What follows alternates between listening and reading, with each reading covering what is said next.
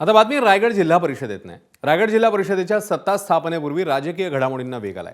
भाजप आणि राष्ट्रवादी सदस्यांचा गोव्यातल्या एकत्रित बैठकीचा फोटो समोर आलाय. या बैठकीत राष्ट्रवादी खासदार सुनील तटकरेंसह भाजपचे राज्यसभा खासदार जयदेशील पाटील, भाजप गटनेते वैकुंठ पाटील, आमदार रवी पाटील आणि भाजपचे वरिष्ठ नेते सतीश धारप उपस्थित आहेत. भाजप आणि राष्ट्रवादी काँग्रेस एकत्र येत रायगड जिल्हा परिषदेत सत्ता स्थापन करण्याच्या हालचालींना वेग आल्याची चर्चा आहे. जिल्हा परिषद निवडणुकीत सर्वाधिक 21 जागा जिंकूनही शिवसेनेला सत्तेपासून दूर ठेवण्यासाठी ही रणनीती असल्याचं बोललं जात आहे.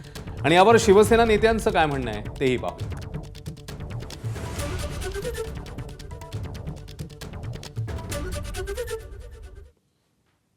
जिल्हा परिषद निवडणूक पार पडली की आपापल्या पक्षाचे जे निवडून आलेले उमेदवार आहेत कॅम्पद्वारे सगळ्यांना एकत्र करतात, ती त्यांची प्रोसिजर आहे.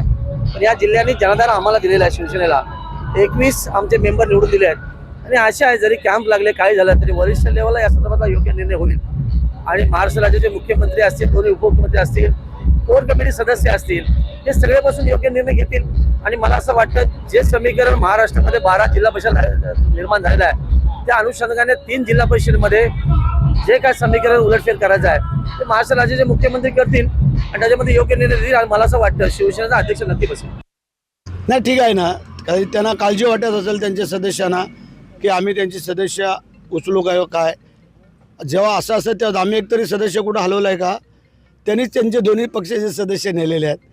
त्यामुळे बघू आपण पुढं काय होतंय ते. एबीपी माझा, उघडा डोळे बघा नीट.